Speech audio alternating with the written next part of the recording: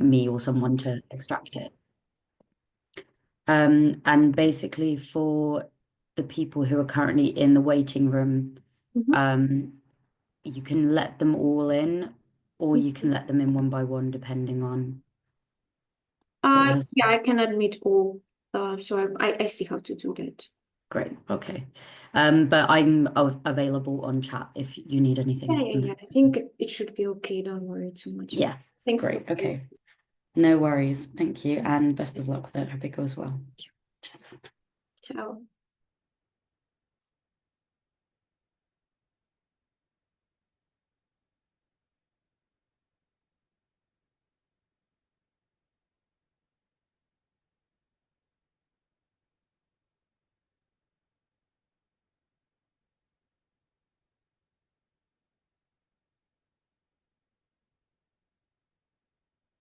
Hi, good afternoon, everyone. There are still some people joining, so just let's wait for another moment.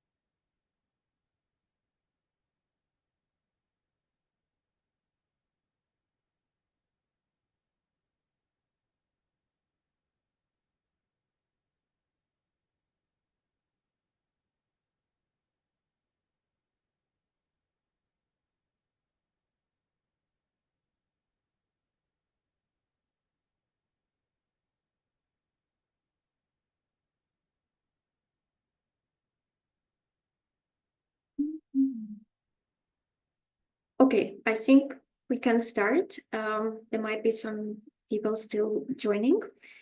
So good afternoon, everyone. I'm very happy to see you here today. So we have quite an intense 1.5 hour. I would like you to feel free to stop me if you have any questions, if something is unclear, if something is with my sound or I'm speaking too fast or anything, just feel free to stop. The best way to do it is actually because I will be focusing more on the screen rather than on the video, so you can either raise my hand. There is my colleague here, Veronica, so she might help me out with that, or you can just interrupt because I will not be watching chat so much. Maybe in some moments. Okay. So this is the first webinar of the series of the webinar about the European health data space. So today maybe actually is the most difficult part. So we will try to understand what it is, how does it look like, and to understand the general framework. While in the other trainings, there will be a much deeper focus on primary use first, and then on secondary use from the perspective of the user. So from the perspective of individuals. So today there will be plenty of quite difficult concepts to learn from and to understand. So let's start. So today the goal is actually to understand in general what it is, to understand the operational model of the data space, and to learn about the regulatory framework and how does it look overall. It has been approved by the Parliament already a few months ago, back in April, and for the moment it still awaits the Council adoption, which is quite formal thing to do. There won't be any changes. It's highly unlikely that there will be any change. It also currently undergoes the legal checkup, which is very important to align the text and so on and so forth. So there is no really a clear date when it will be over, but it is expected to be finalized by the end of this year. And on the picture, you can see the team who was working very hard to finish the text on time. They look quite happy, but maybe that's why they didn't know anything about the implementation yet and how complicated it will be. But certainly it was, yeah, not an easy process, and it happened quite fast. Sorry, I'm admitting people at the same time, so apologies for the pause. So the key goals of the European data space is, first of all, to facilitate data exchange and to do it in a secure way for different types of goals. And we can divide it actually by two main goals: is to support overall cross-border healthcare and to promote research and policy making for making more data available. So these are two key pillars, and we will be speaking a lot about these pillars during the trainings. So the first one is the use of health data for primary purposes. So whenever a patient goes to healthcare settings, or any other purpose, which is where the data is used only for that purpose. So it's an individual data use for any direct purpose. For this, we will have a special dedicated training in 1 month. So today we will barely touch that, but it's part of the general structure. And the second huge pillar, less straightforward, is the reuse of health data for secondary purposes. So for research, for innovation, for AI development, where we'll briefly also touch the structure today, but the last session will be dedicated specifically for that. The European health data space is not a new thing. It kind of builds up on the existing legislation, which is mainly the General Data Protection Regulation, Data Governance Act, Data Act, and Network and Information System Directive. So all these different pieces of law, they will work together, hopefully, as one big framework, adding up different pieces of the puzzle to one big picture. So here we have basically rules on data protection, which come from the GDPR. We have rules on laying down the foundation for other data spaces, because health data space it will not be the only one. So there will be more in different domains. So this is something which will guide the data governance overall for different types of data. Data Act is something which is also ruling data sharing, overall data sharing and exchange, not only for the European health data space, but also for the wider framework. And Network and Information System Directive is actually a very crucial piece of law linked with cybersecurity. And this is very specific also to hospitals to prevent cybersecurity attacks. So they all interact with the European health data space, and they inform each other, and hopefully they do not contradict each other, because one of the big challenges while negotiating the European health data space and currently during the legal checkup is to ensure that all these pieces of information somehow legally interact with each other and do not contradict each other. Why does it matter, and why we gathered today specifically for rare diseases? So as you might know, for rare diseases, one of the key problems is rarity and thus data scarcity. So there is not so much data available for rare diseases, especially for some. For some, it's more than for the others, but there is a need for countries to collaborate with each other in understanding, in data gathering. So this is why this piece of law is very, very important in building that understanding little by little and facilitating the exchange. It also provides, hopefully will provide in the future, easier cross-border access to healthcare through adopting common standards for data sharing, for adoption of the common standard for electronic health record, meaning that any individual who is a citizen of the European Union can travel with their patient record in another country, or with their prescription, and withdraw it in another country of the Union. There is also huge hope that it will facilitate research and that it would help to build better data quality. And all in all, it might and hopefully will contribute to better diagnosis, more personalized treatments, improved care, development of new medical devices, new AI solutions, and much more. Overall, we need to understand that this is a decentralized system, that there is no, even though it's called data space, there is no one space. So there is no one thing where everything is collected. It's rather a house with many different doors which are interlinked with each other. And they try to focus a lot on interoperability, privacy, and security. Whether they will succeed on that, we will see. But the negotiators did a big job to put these key things into the text. Again, implementation might be something else.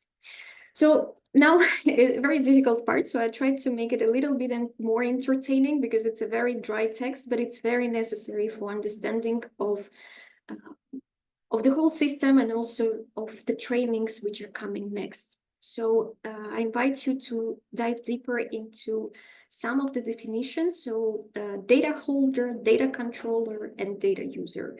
And that was the last funny thing, which is ending with this slide, because the definitions are quite complex. So if you want me to repeat something, or you have difficulties distinguishing, please feel free to stop me.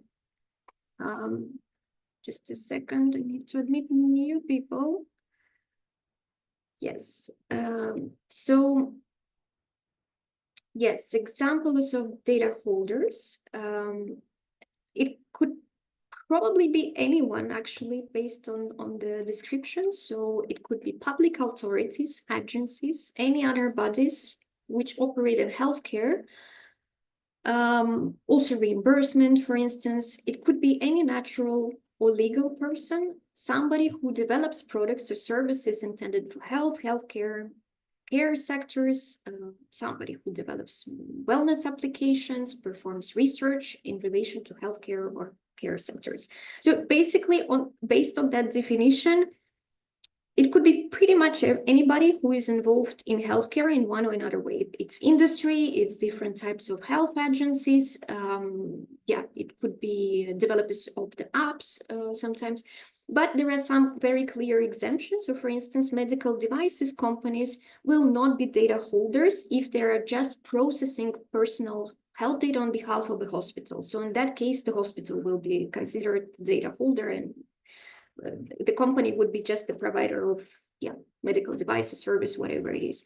Also, individual researchers and micro enterprises are not considered data holders, but it's a little bit tricky because member states on the national level can define in a different way. So unless it's specified in the national law differently, overall individual researcher and micro enterprise, which sometimes might be the patient organization as well, which falls into the definition. So it depends on the number of people in there, and the quantity of data, and so on and so forth. But these exemptions, they need to be viewed on case by case basis. So just so you know that it's everybody, but with some exemptions as well. So these are data holders. To add the complexity to the definition, the legislators came up also with a definition of a trusted data holder. So any data holder can apply to be designated as a trusted health data holder, and this procedure will be defined by the member states themselves. So it might be that in every country it will be a different procedure on how to become that trusted data holder. And the difference would be that they would bypass health data access body. So I will explain you a little bit later who these health data access bodies are, but basically they would go directly to the secure processing environment, bypassing another actor. So that another actor, health data access body, it could be considered a layer between this data holder and the data user. So we have seen the B called named data user before, so we come the last to that definition. So there is a layer in between. So it's not me requesting, so let's imagine I have the data, right? And you request the data from me. So you may not directly request it, but we need a third person, the third layer through which we will communicate, and that layer would be responsible for certain activities. So these health data access bodies during certain actions will be considered data controllers. So when they, for instance, do collection, preparation, anonymization, or pseudonymization of the data, they will be considered controllers of the data. At the same time, data holder is also data controller when they do one of these activities. So the data controller is the role which is shifting, and also data user can be controller, but to this we're coming to the next slide. So data holder is the one, so we can think of different industries, agencies, research entities, not individual researchers, but maybe some kind of research entity who performs research. So these will be data holders, controller, health data access body while they perform certain services and actions. And next one is the data user. So data user is a natural or legal person who has lawful access to personal or non-personal electronic health data for secondary use. So it's whomever who requests the data and gets the permission to access that data from the data holder through this data access body. And again, as I mentioned, there are also data users become data controllers when they do certain actions. So when they receive access to the data from the data user, they become controller. So I will go to the B's again. So data holder and data user are quite stable definitions, while data controller, all of them, when they do something with the data, become the controller. I hope this is clear. If not, please interrupt and tell me. Why it is important to distinguish all these roles is because they all have certain responsibilities to each other to control and audit each other. So based on the GDPR Article 28, there is such thing called processor controller agreement, which allows actually data user a right to audit health data access bodies and data holders. And at the same time, health data access bodies can audit data user use of data. How do they do it? And this creates potentially a much better enforcement and potentially better practices. So there is an oversight from different sides of each other as well, apart from other actors where we will come to them later. So just to emphasize this internal obligation to audit and control each other's actions. So how to access that data? So health data user will go and submit an application to access the data to health data access body. And they would need to fulfill certain requirements. So they will need to specify who will access that data, for which purposes they will be using it, will they be justified to use pseudonymized data, and what is the legal basis for which duration. So it's quite a lengthy process they would need to perform.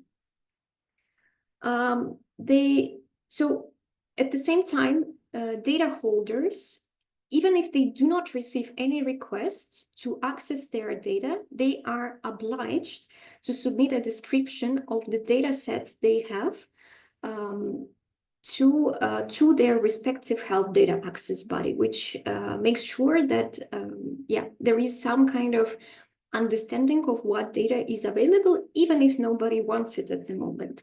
And it's still up to the European Commission to define what is the minimum required information, how these data sets will look like. So it will come in the secondary legislation. So for the moment, we do have the European Health Data Space, which is being finalized from administrative point of view more than contextual. And once it is done, in the next couple of years, there will be implementing laws which will provide these exact specifications of how these things would look like. So the health data access body is obliged then to publicly release the data set description, which would be in a standardized form, machine readable, and this information would need to be verified annually. So data holders who submit the descriptions of what they have, what data sets they have, they would need to keep it up to date.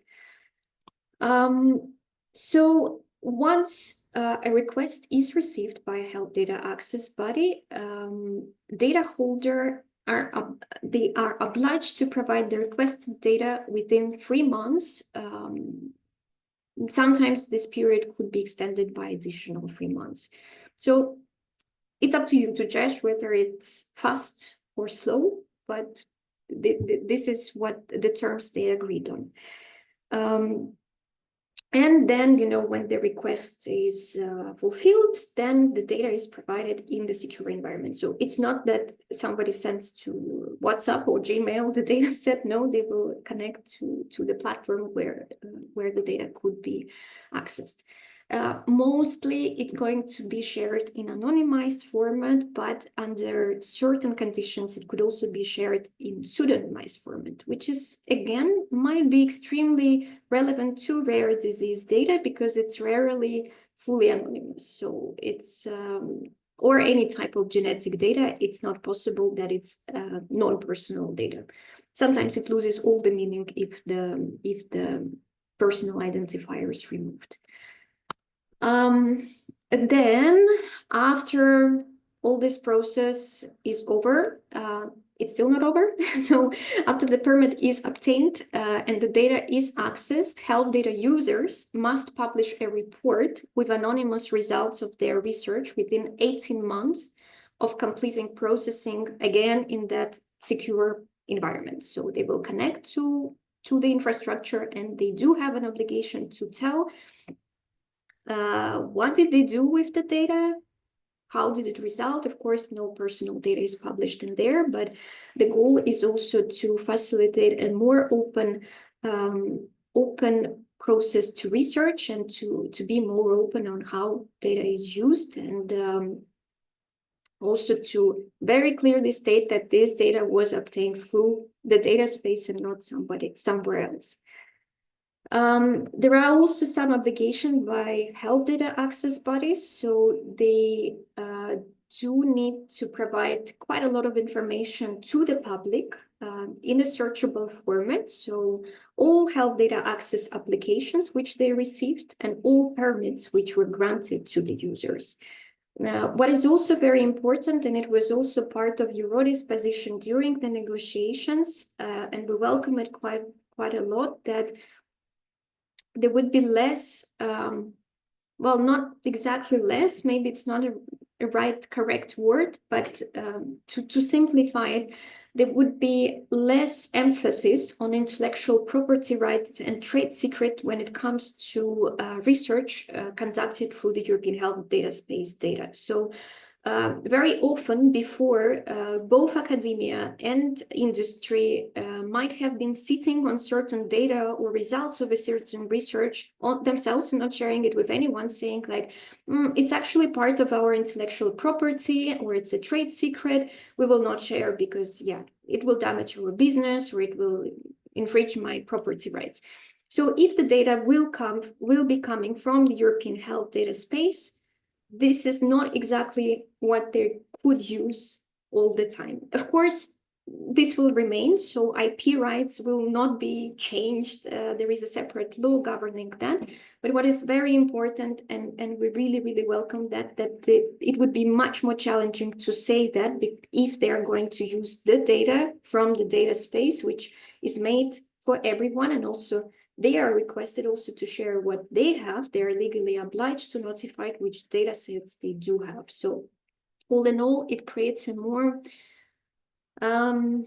societal view on data, not business oriented, but hopefully much more towards treating it as a societal good rather than something which purely brings profit to someone.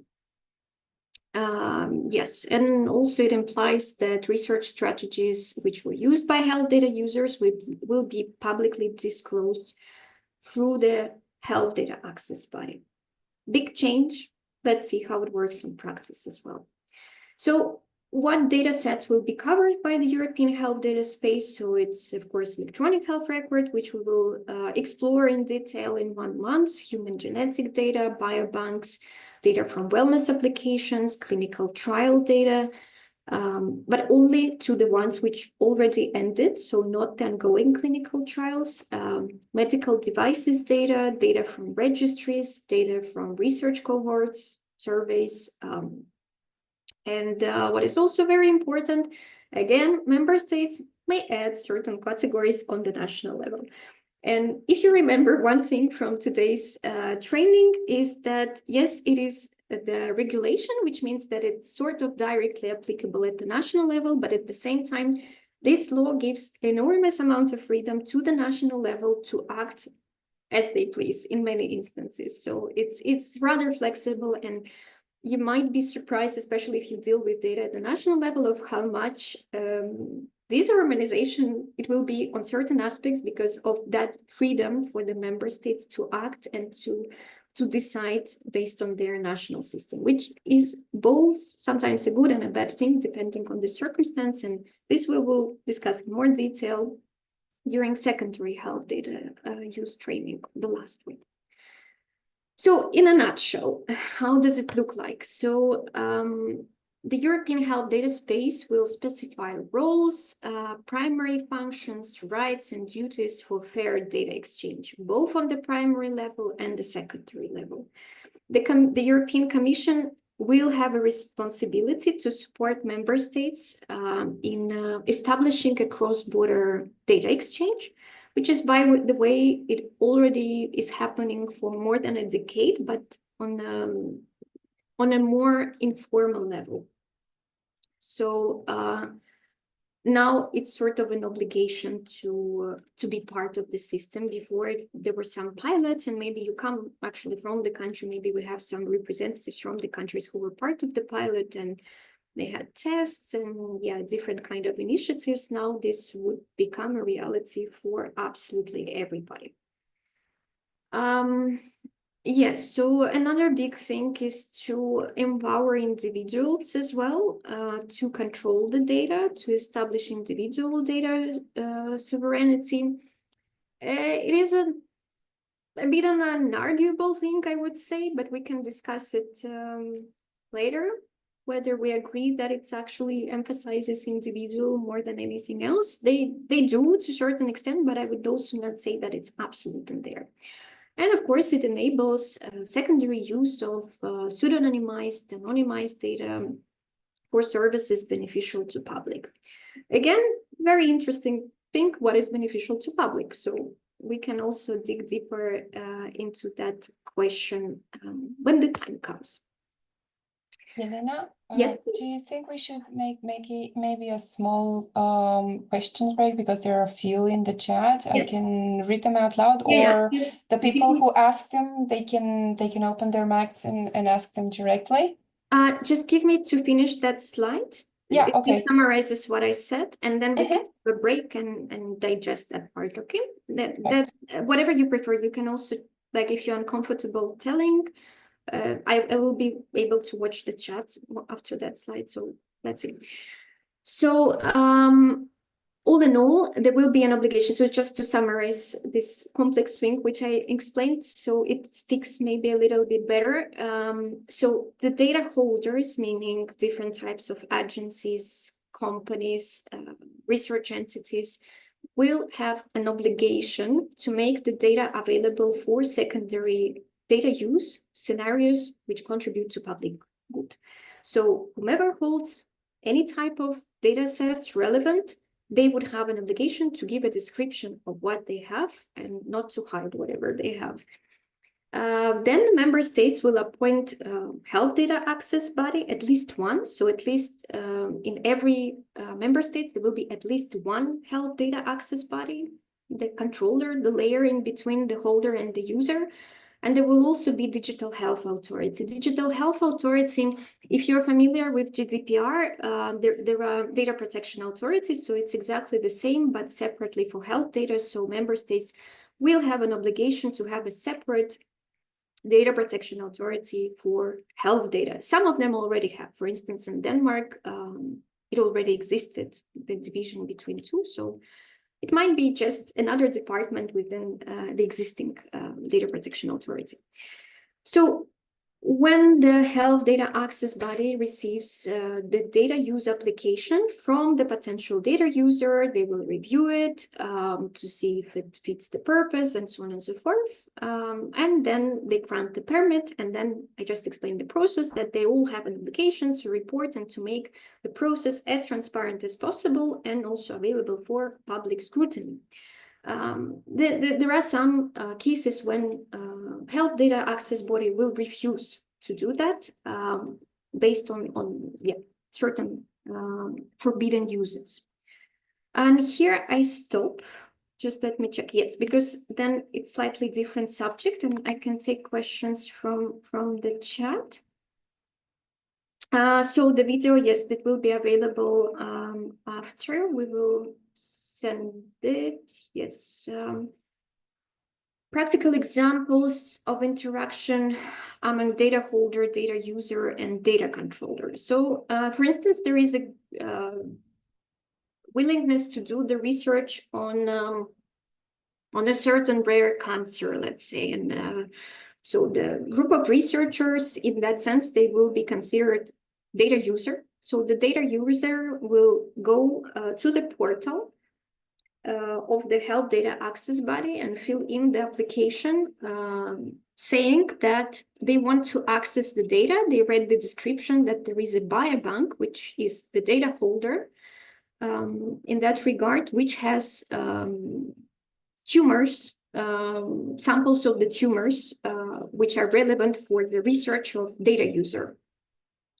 So they will see what types of data are necessary, for how long, and this process will be taken, the health data access body will take care of that process. They might anonymize data, but in that case, most likely there is a need to pseudonymize data, so they will perform data pseudonymization process of the data received from the data holder. In some instances, data holder will do that as well.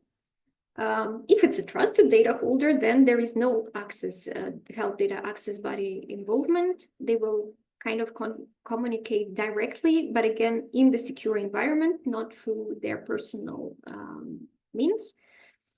And then the group of researchers who are data user, they will receive a tumor or the samples or whatever they need. They will perform research and they will have an obligation to inform after 1.5 years what were their results, what did they do, and what happened basically.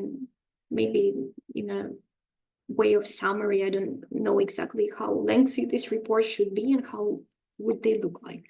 So this is the type, this is an example of a type of interaction between all these actors. Is processor equivalent to user in data protection language? Yes, it's very similar. So, but I would say data processing would be maybe more aligned with data controller in that sense. So it's kind of, again, so whomever processes the data in that given moment will be considered processor. So there is also a misalignment of terms between the GDPR and European Health Data Space. This was the point actually which was criticized by many, that the terms are not aligned. But yeah, processor is basically whomever, yeah, sometimes it will be data user, sometimes it's going to be the controller as well, who is the processor. How does it work when anonymized clinical trial data is already shared through another data sharing platform?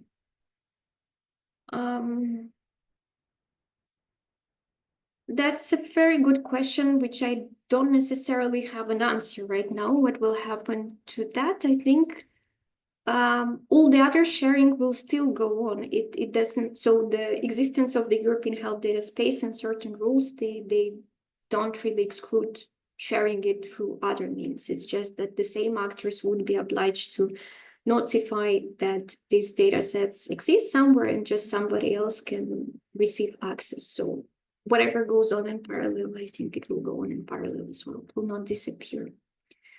I see a raised hand. I think I took everything from the chat. Ellen, please. Yes, I have another question. It's very interesting, the reports also that the data users need to create after they use the data. And I'm wondering, is this publicly available? Like, can patient organizations find these reports anywhere to see what has been done with the data? Okay.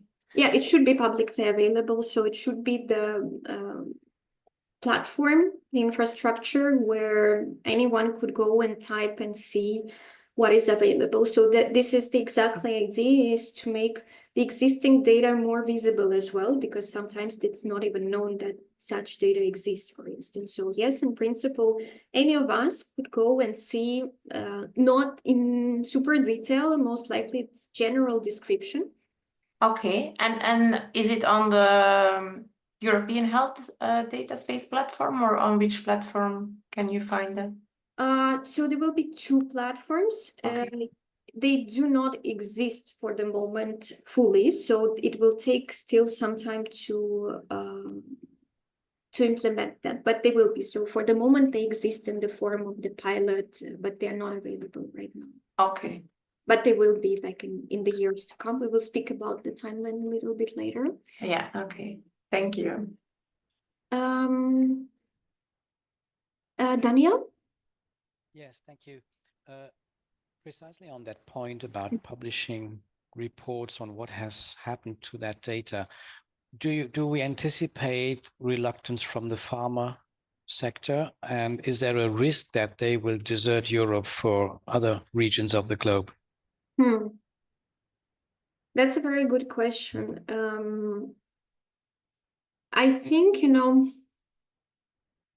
for certain things, I think they will be compliant, because they're also risking the reputation if they don't really, you know, comply with the law and all that stuff. But I think there would for sure be some underreported things, because just based, for instance, on the example of the clinical trials, right? So there is an obligation to share the results of the clinical trials, even unsuccessful one. But if you look at the statistics, a lot are not shared. So how the enforcement will be and how to know actually what they're sharing and what they're not, it's a very difficult question. So I think there are for sure that it's not going to be perfect. It's just, I think overall the expectation that it's just going to be more sharing, but that it's going to be complete transparency, I really, really doubt so. And also, I must tell you that during also the negotiation process and advocacy process, pharma companies specifically were extremely unhappy about the provisions on IP rights. So they're very, very strong on the idea that this is their property, the data they don't want to share, like it's a business model and so on and so forth. So they were very, very negative about any type of different view or more, you know, approachable view to this question of IP rights. And it's not even removing the IP rights, it's just making sure that this is not abused, that they are not saying for any data set that this is IP right or it's my trade secret, you will not receive anything.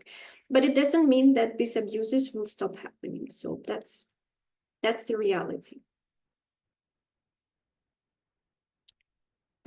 Anyone else? There are a couple of new questions in the chat, Elena. Yeah, just a second.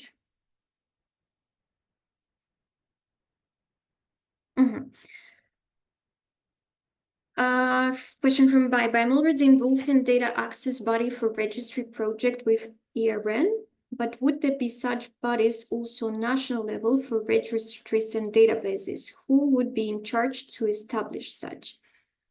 Yes, in principle, there should be exactly the national health access body for every member state, at least one, maybe more. Depends how they decide to do that. And it's the member states, the governments actually, who are in charge to designate one and to establish one. I cannot now tell you when it's the timeline, when do they supposed to do, the authorities, because it's a very complicated timeline when they have to do it. But I think it's one of the first things which member states have to designate. So it's the health data access body and health data authority. So I guess in the next 2 years, most likely they will appear at the national level, and yes, they might be in touch with you actually for you to describe your data sets which you have within there. So it's the government responsible for that.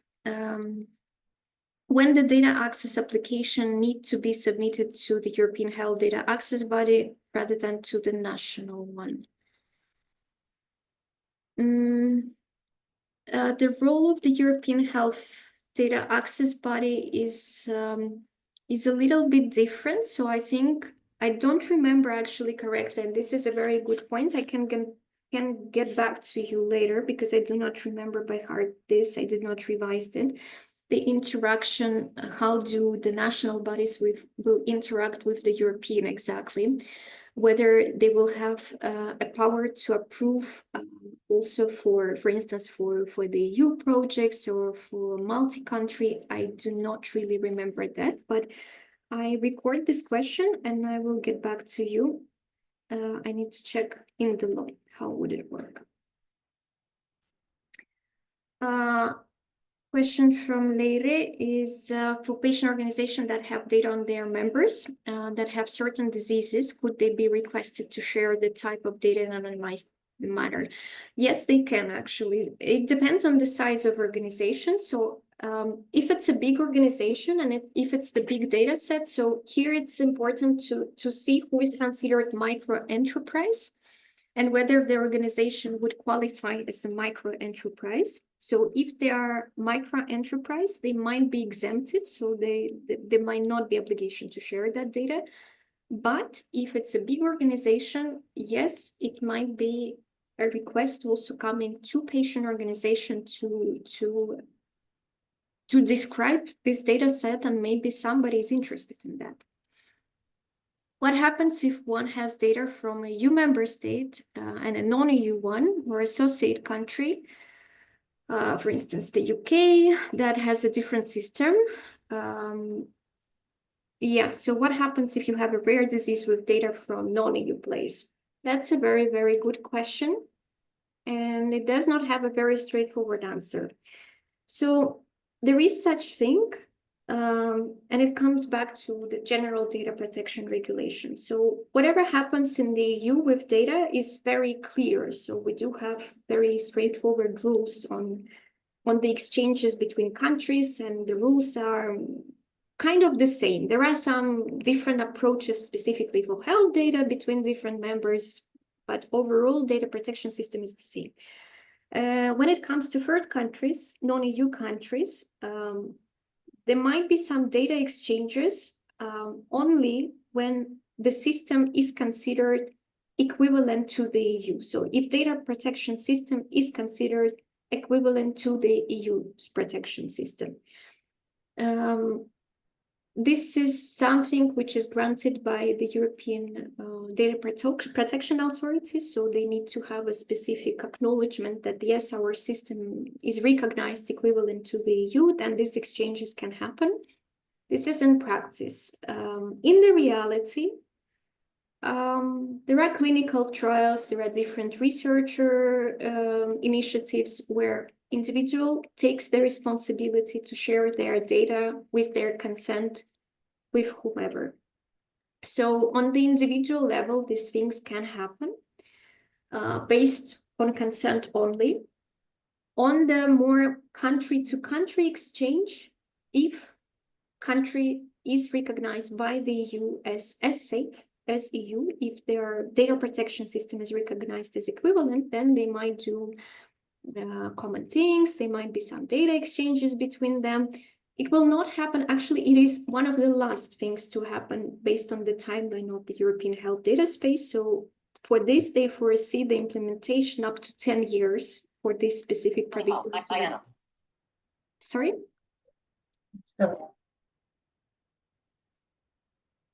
No, it was just interruption.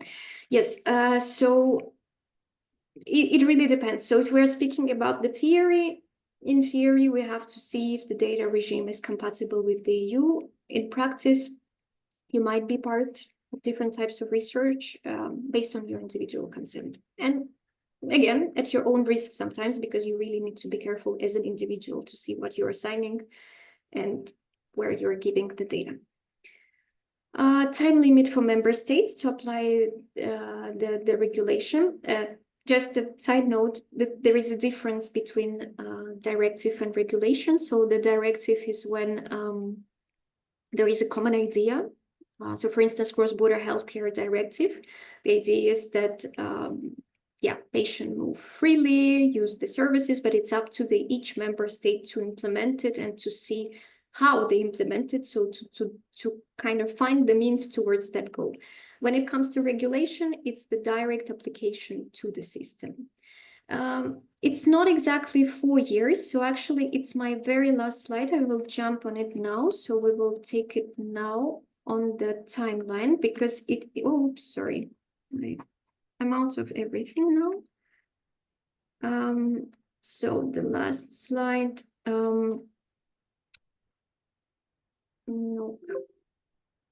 no, sorry, I have to go through everything. So it really depends on the goal of the implementation. So what we're speaking about. So the regulation will apply after 2 years after coming into force. It is considered that it came into force the moment it's published in the official journal. So if you remember the beginning of the presentation, it should be published by the end of the year in the official journal. So probably 2025, we can start, as the beginning of 2025 as it came into force. And then the timeline will vary between 4 and 10 years. So for instance, the provision on electronic health record system will apply after 4 to 6 years. After the data space came into force. Most provisions on secondary use of data will apply after 4 years, with certain categories of data being made available only after 5 years. So for instance, data on factors impacting on health, socioeconomic, behavioral, environmental determinants, genetics. So it's like a long list, what could take longer. So for some data categories, it's foreseen 2 extra years. Data access to electronic health data through the health data space for third countries or international organization expected to be implemented after 10 years. So as I mentioned, this question raised whether non-EU country could access. Yes, some of them will, and this is put like in the very, very end of the timeline, up to 10 years, or even after 10 years. Overall, the technical readiness of all the infrastructure is expected by 2029, so a few more years, actually. So not everything, it will come in clusters. So there will be some modules which are available earlier, some later, but the full technical readiness of infrastructure is expected by 2029. And as I mentioned, the implementing act, so the specifications, legal specification of many things are expected to come in the next 2 years, so 2025, 2027. So this is the timeline. Again, maybe, you know, take it with a grain of salt based on some other experiences with other health laws in the EU. It might take much longer. So yes, it's a legal requirement that countries should be ready with one or another aspect by that time, or the Commission should be ready with building the infrastructure by 2029. But if one or two of you are familiar with medical devices regulation, you know that this is still not implemented, even though it came into force years ago, but the implementation is still not there. So the theory and reality might tremendously differ. And this is the case, might be the case here as well. But let's stick with the official information now, but just for the future that unfortunately it might take much longer. So yeah, this is the timeline. Any other questions, please let me know. If not, we move to a different section. I don't know why I have to start everything from the beginning, but it's okay.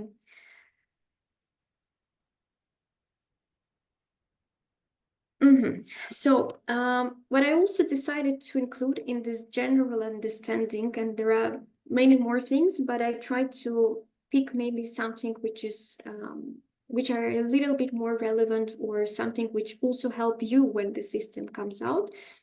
So there are quite a few labeling requirements for different aspects of the data space. So for instance, there is such a new concept of data quality and utility. So there will be some kind of label which might be applied to data sets. And data holders may apply this label on voluntary basis. They might choose to decide to do that. Again, there is no very clear pathway for the moment, described pathway of how to apply to that label, who will give that label, which criteria, and so on and so forth. There will be more specifications in the future on how to do that. So maybe it's voluntary labeling, saying that, yes, this is the good quality data set, which fulfills certain criteria. But for some data sets, if they are funded by the European Union or the member states, such label will be mandatory. So it's very likely that there will be mandatory labeling of electronic health record. It's highly likely that they will be funded by public funds, since it's the member states who will establish them and provide them for their citizens. So they will carry the label and they will have certain scrutiny, hopefully.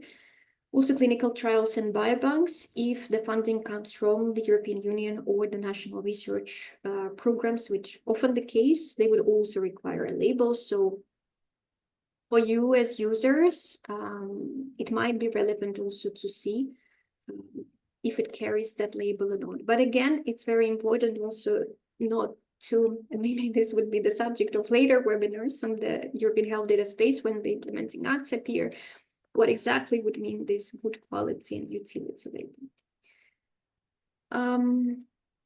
Another label will be granted to the electronic health record systems.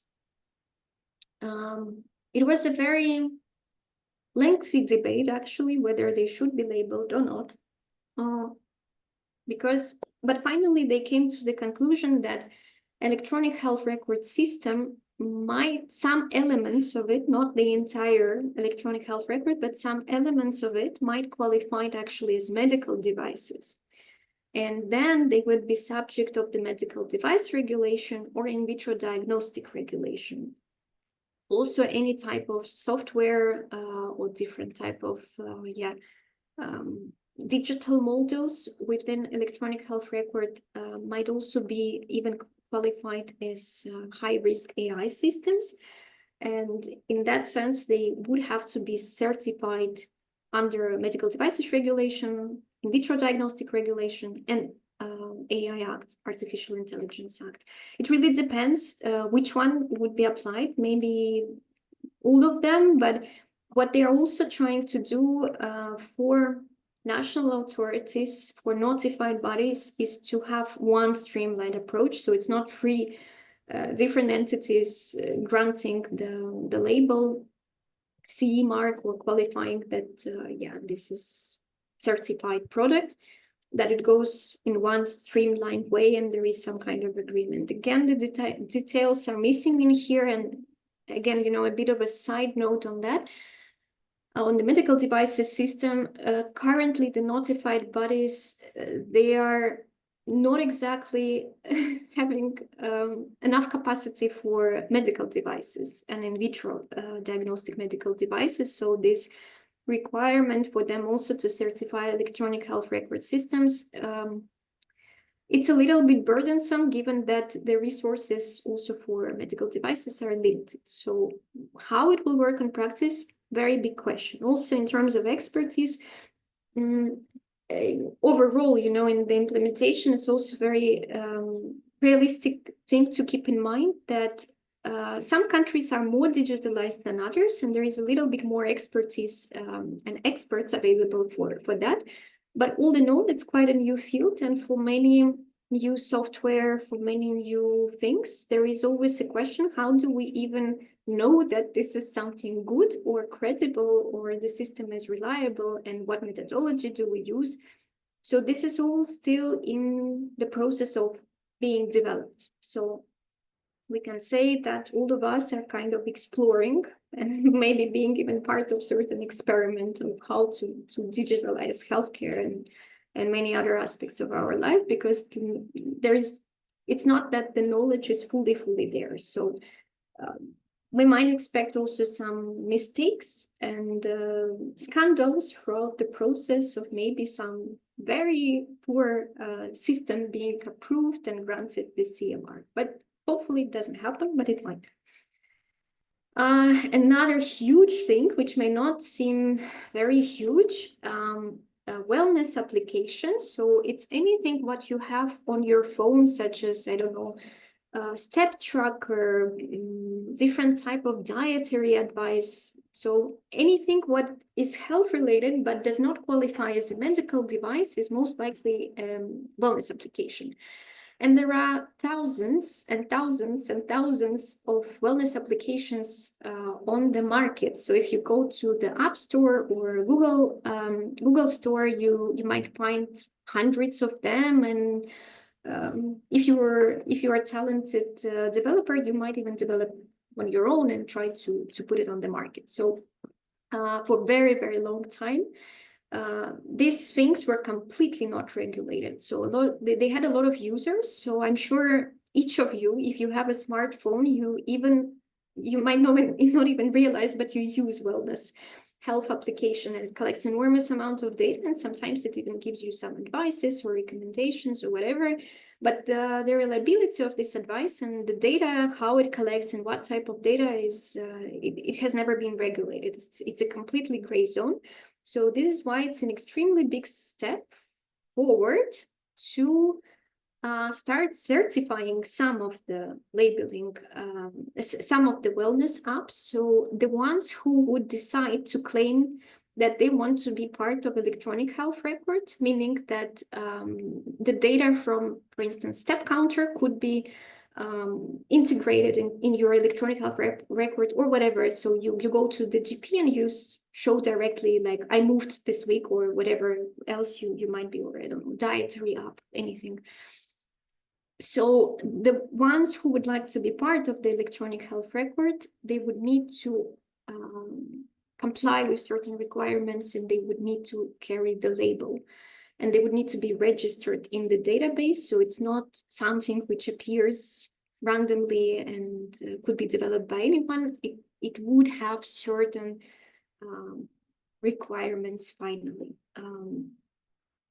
It's also, surprise, surprise, up to the member states to regulate other aspects, provided that they align with the EU law, because in some member states, they already have a more detailed view and stronger requirements for well-being apps, and in some not.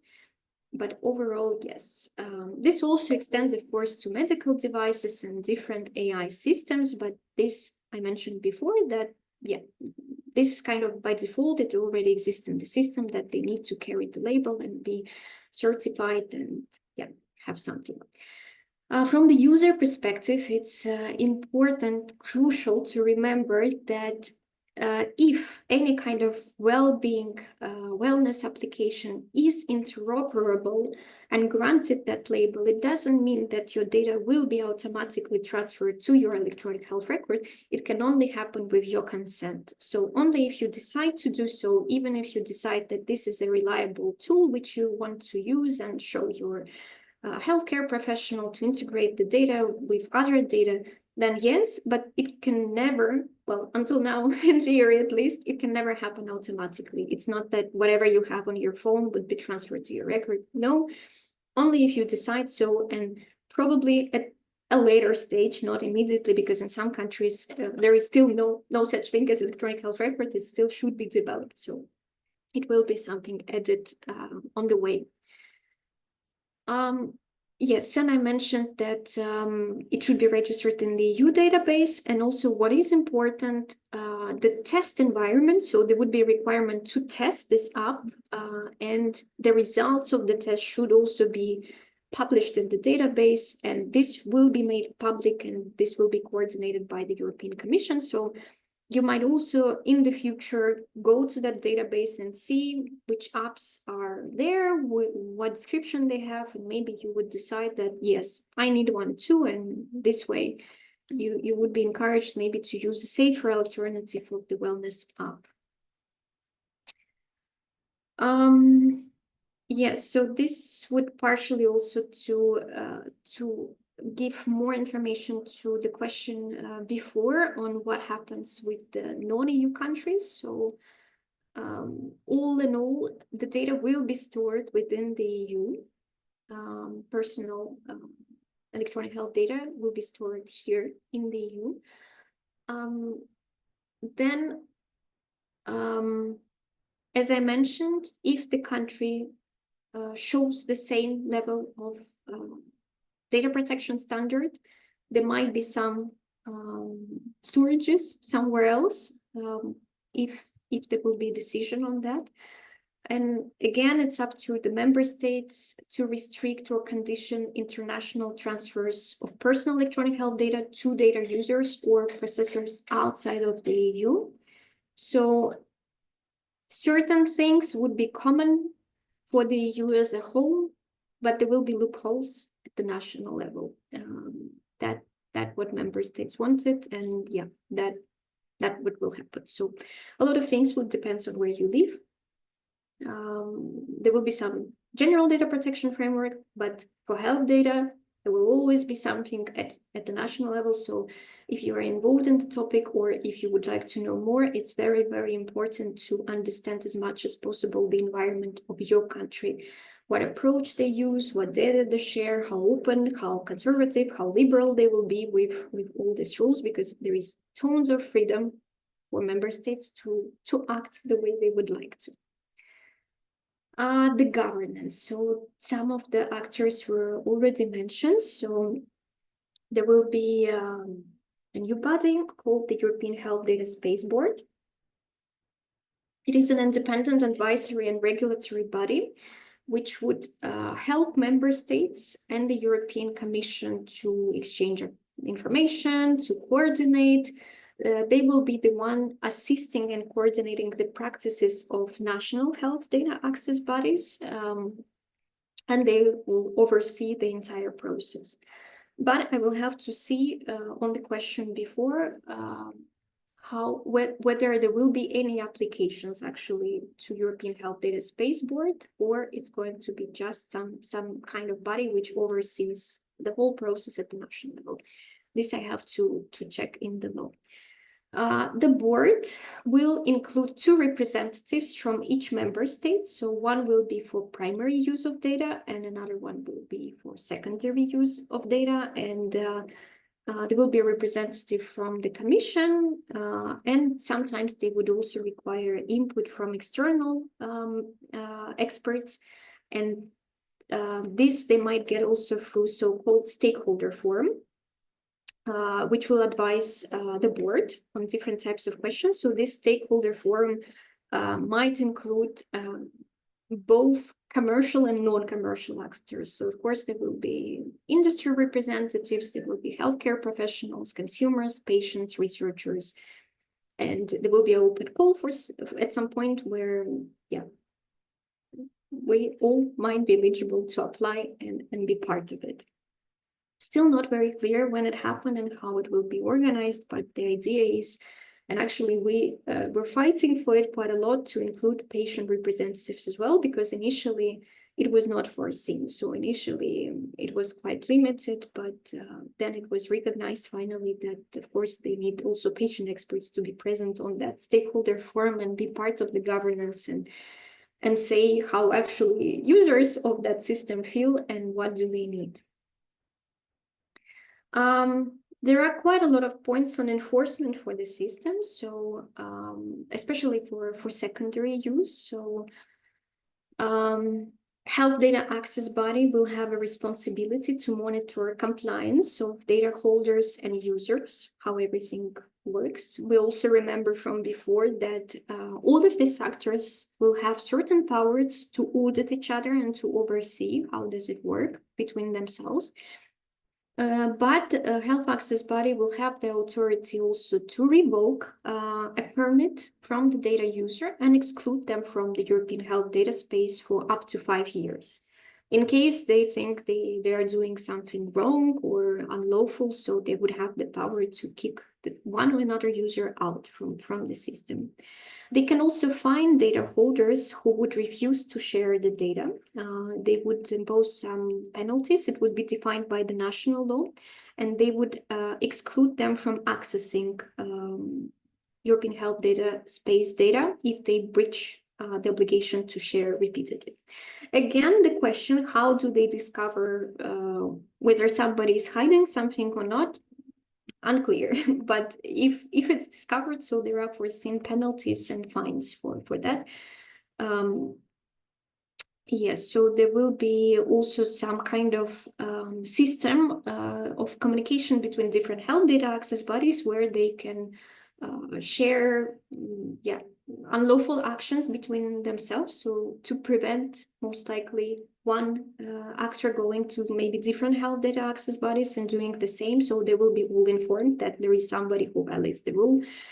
And so this system, the similar system already exists for other products in the European Union. I think in Product Safety Directive, there is a similar system where they notify each other. So they would repeat it for data. And of course, they would have an obligation to notify data protection authorities if there is any data protection GDPR breaches happening.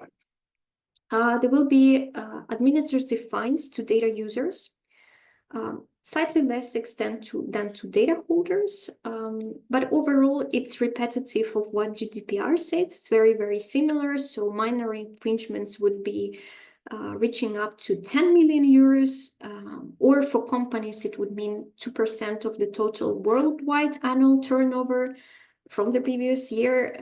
More serious infringements would be up to 20 million euros and 4% of total annual turnover worldwide.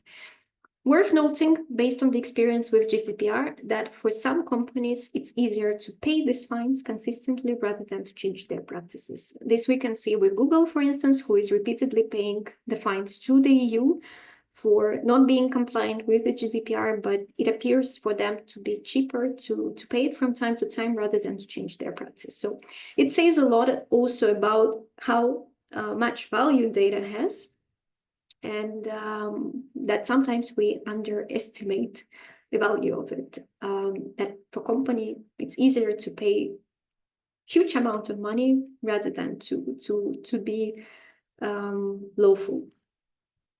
So increased fines will apply when data used for prohibited purposes. We will go in detail for what is allowed and what is prohibited in another webinar dedicated to secondary use. Of course, if somebody re-attempts to re-identify individuals, so for instance, if we're speaking about pseudonymized data or even anonymized data, if such action is found, it's an infringement. It's a very, very serious infringement. So there will be fines for that. Yeah, and different types of violations, not respect to the rules, there would be fines. Again, sometimes in theory, in practice, might be very difficult to enforce it. As we see with the GDPR, there are too many infringements, so they do have actions for the bigger ones. So we hear in the news about the bigger things, but about the smaller, it's much, much more difficult to enforce and to oversee this whole process. And sometimes there is no capacity to do that because there is also too much of that happening. So as individuals, we also need to be aware of that and not be afraid to actually protect ourselves. As individuals, we will have right to seek compensation for both material and non-material damage if any kind of infringements will happen, either performed by authorities, access bodies, holders, users, really doesn't matter. We do have the right to seek justice in that sense, and we should not be afraid to do that, and even for minor things, because this would form the best practice example as well. It will happen. It's inevitably will happen. These infringements will be there in the next years. There might be also a situation when an individual could authorize non-profit organization.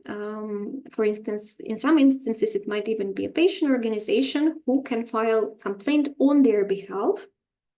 And there are some also other organizations which represent individuals when there are infringements under the GDPR. How this damage is interpreted, it does not really say, but it could be quite broad, actually. So even, this whole definition, which I told you, both material and non-material, what does it exactly mean? So there is a case law established by the European Union Court of Justice. So in each individual case, it would be best to refer to case law and see what is possible and, consult and go ahead with, punishing the ones who did the wrongdoing. And this was the last slide. We already went through it, through the implementation timeline. And we have around 15 minutes left. So I'm here for any type of questions you might have. And with the B, who is non-controller, non-user, and non-data holder, I thank you for your attention. And I hope I did not overburdened you with this quite difficult concept, and I hope something stayed and sticked with you. And you can always come back to me later as well if you want to clarify something. And I may not have answered all your questions. With some, I will be back to you individually. So thanks a lot for your attention. You did super well for this very difficult topic. And please feel free to tell me your questions. Thank you. Elena, there's a question in the chat, and then Daniel has his hand up.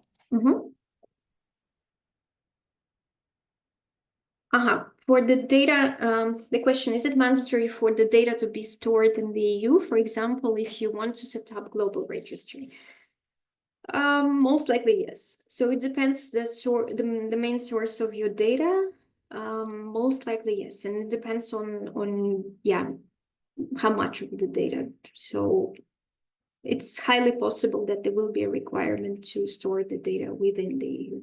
Or it would be much easier to store the data within the EU rather than elsewhere, if the data source comes from here mainly.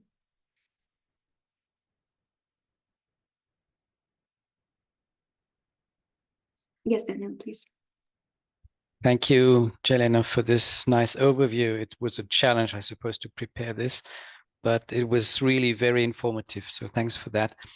Did I understand correctly that data protection authorities will have to reinforce individual opt-outs of the European health data space? Is that correct, or did I get that wrong?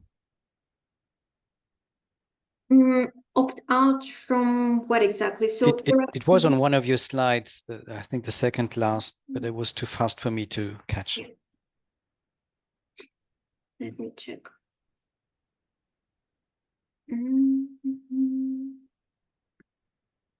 Maybe one more. Yeah. Yeah, the last point. No, go back. Yeah. There. Data protection authorities, the last point, are responsible for enforcing individual opt-outs. Yeah. Does that mean as a patient or as a user, I can decide not to share my personal data? So here they would be responsible for enforcing the opt-out in a sense that they would be the ones saying how you can do the opt-out. So to do the common pathway. And on opt-out we will speak, but I can explain this in a general way now. So there are two possible ways of opt-outing, so or not actually. So there is a primary use, right? So each country will decide whether they grant opt-out to their citizens from the electronic health record. So it's up to the member state to decide how they organize citizen joining or not joining, whether they give them the right to join or it's opt-in or whatever. So it's entirely up to the national level to tell the system how would it look like for primary data use. So to join or not to join electronic health record, to be part or not to be part, to opt out, for instance, but it might be opt-in for electronic health record in some countries. They have freedom. For secondary use, they agreed to have opt-out systems. So everybody is in unless they say otherwise. So in that sense, it's the European Health Data Authorities which will do this path of opting out, how this opt-out will look like, how would it, yeah, what do you have to do to opt out, for instance, from secondary data use. So they will establish that, and for the national level, it's again Data Protection Authority at the national level who might specify opt-out or sometimes opt-in. So it's in this sense, they are the ones responsible for organizing these paths. But the overall concept, national level will decide whether it's opt-out, opt-in, or nothing at all for primary data use. For secondary data use, it is established at the EU opt-out system, if it clarifies.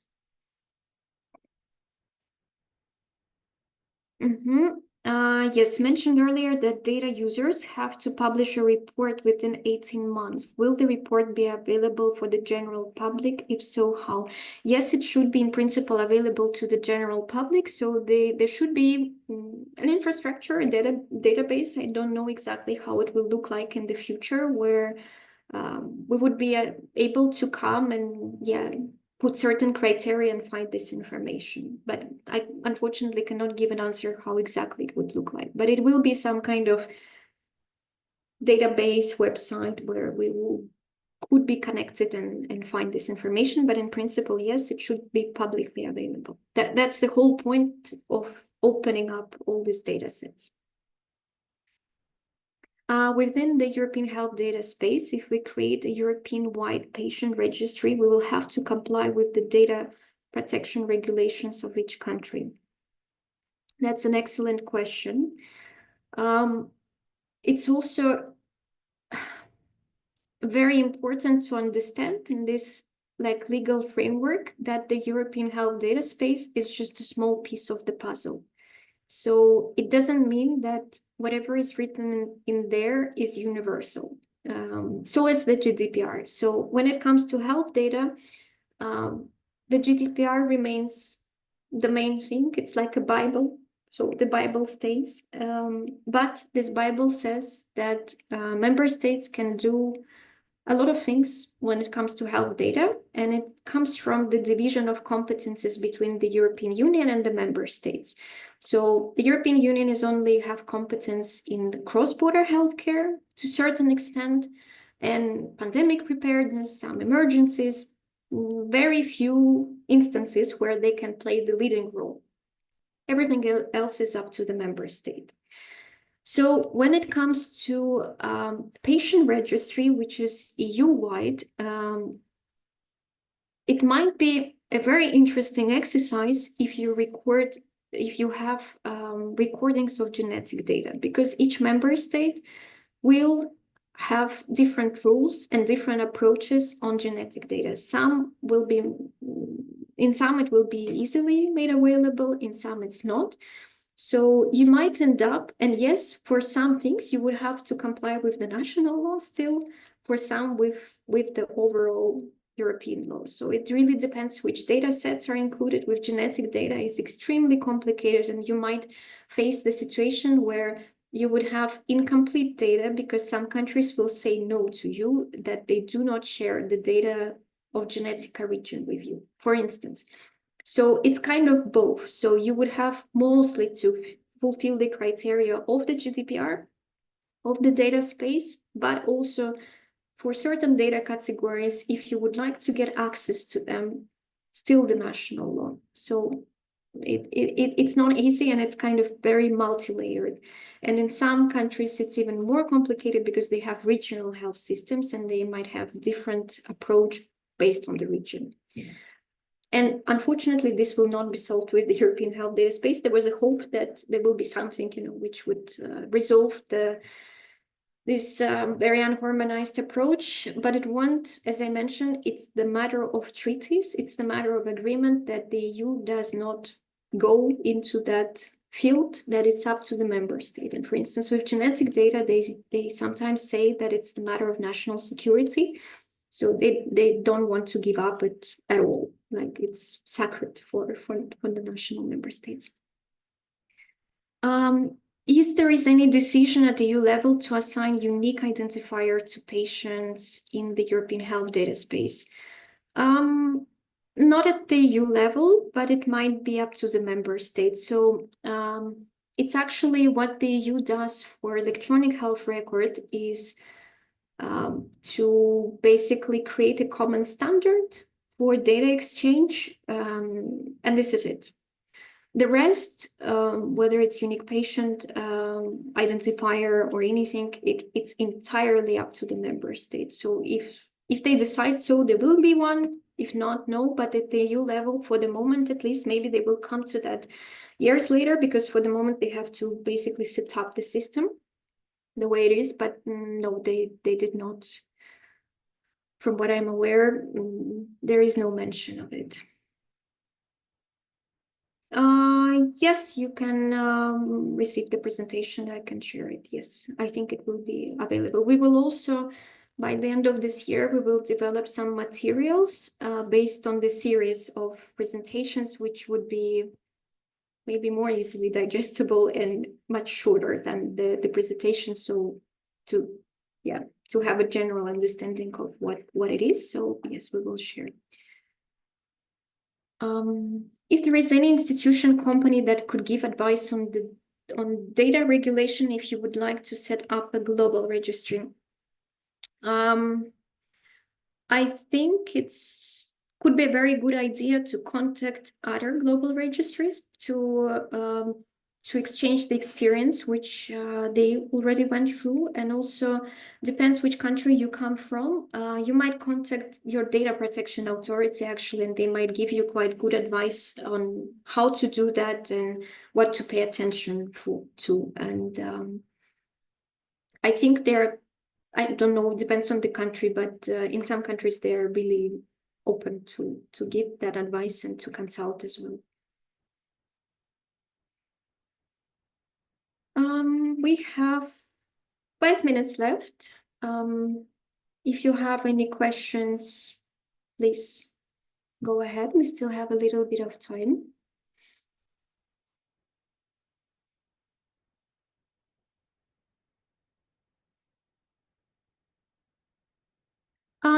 Okay, I think there are no questions. So just to finalize today's training, we kind of went through several points. There is much more. So if you face any difficulties understanding, you have my email details somewhere, I hope. If not, I will type it in the chat now. So you can, if you have any questions or something is unclear, you can contact me. This presentation, so this will be recorded and it will be made available as well. The ones who requested the presentation, can you please drop me a line so I send you via email the presentation itself? Is it possible, Eurodis, to organize additional trainings on the topic for concrete organizations? Yes, we can speak about that. Please feel free to contact me if you have any specific request. We can think about that if there is anything. Yeah. So the next trainings will be on primary health data. It will take place in 1 month. And in the end of November, there will be on secondary use.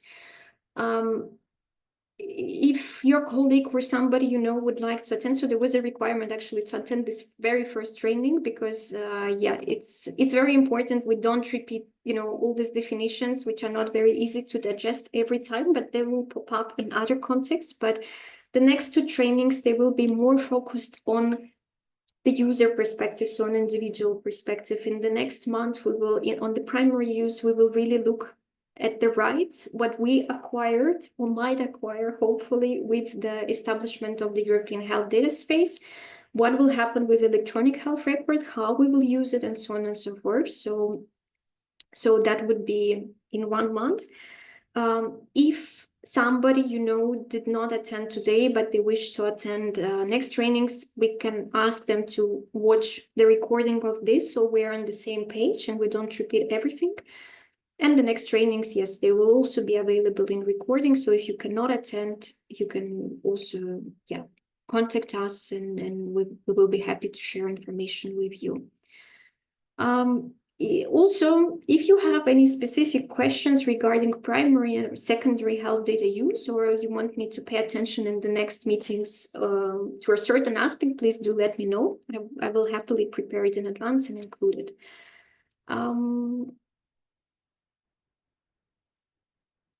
I don't know actually if copy pasting from the chat is disabled. To be honest, I have no idea. Okay, so I will just let me copy just in case it's not, the chat is not saved. I will copy your email addresses and I will send you the presentation. I cannot send you in the PPT format. It will be in PDF, but I hope it's fine. Okay, with that, I thank you very, very much, and I wish you productive week ahead. Thank you. Bye-bye. Thank you so much. Bye. Bye. Thank you. Thanks. Thanks. Thank you. Bye. Bye-bye.